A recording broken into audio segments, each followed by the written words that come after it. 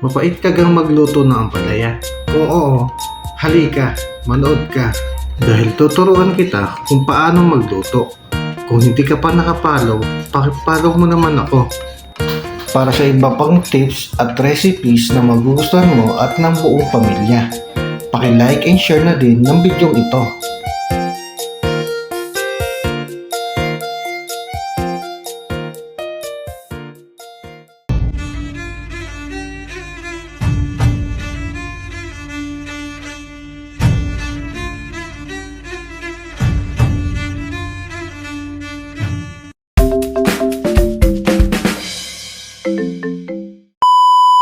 Ito na nga pala guys yung bislad o daing na bangus natin.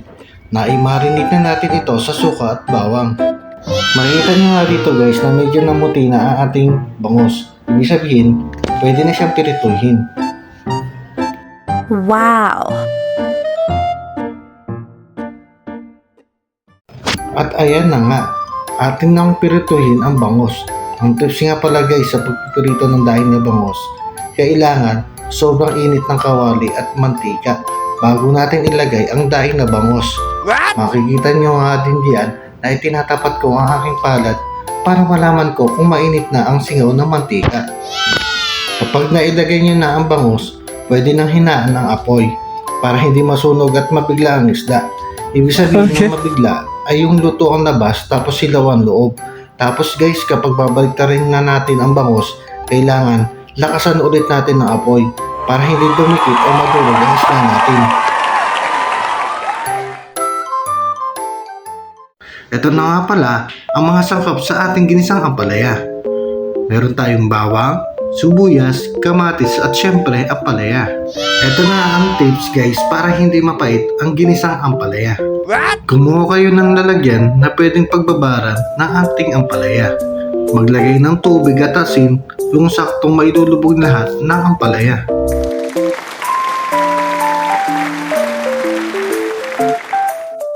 Iniwa ko na guys ang ating ampalaya at tinanggalan ko na ng buto. Kapag nagahit nyo na, hayaan nyo na munang mababad kahit 5 minuto.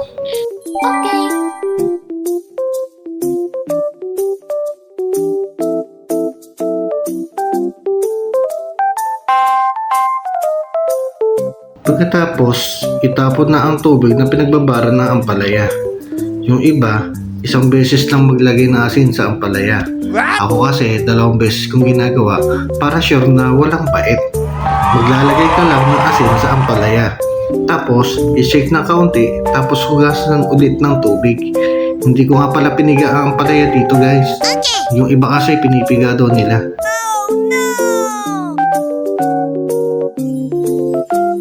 Tatlong scrambled egg nga pala ang gagamitin natin sa ating ginisang ampalaya. Okay na pala guys ang ating ampalaya at ready to cook na. Magisa na tayo. Igisa na natin ang bawang, sibuyas at kamatis.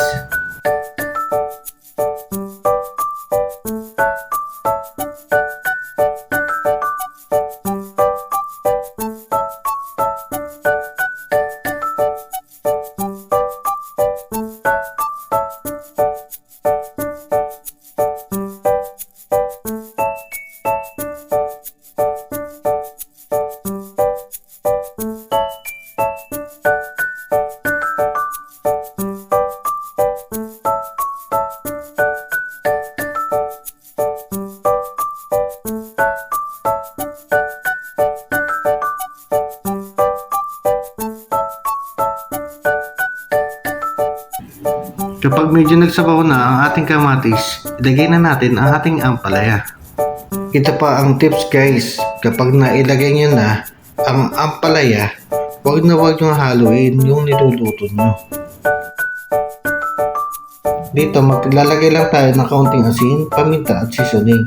Tapos tatakpan na natin, hayaan lang natin maluto ang ampalaya.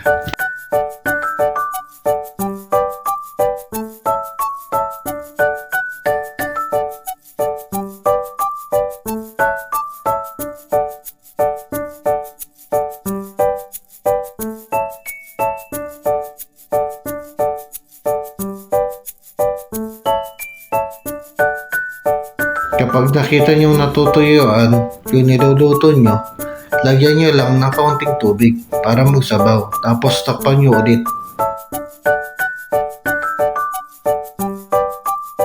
Kapag bulakan na, ilagay nyo na ang scrambled egg at takpan muli.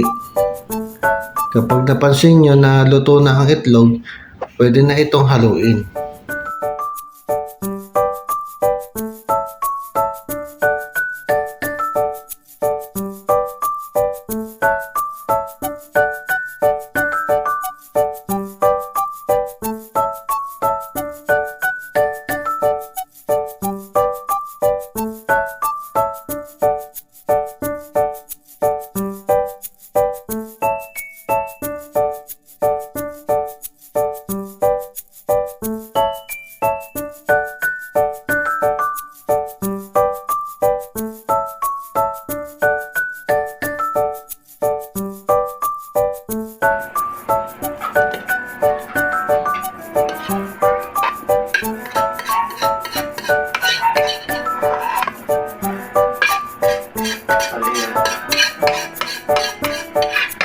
Luto na ang ginisang ampalaya natin na hindi mapait. Wow! Sakto sa daay na bangus.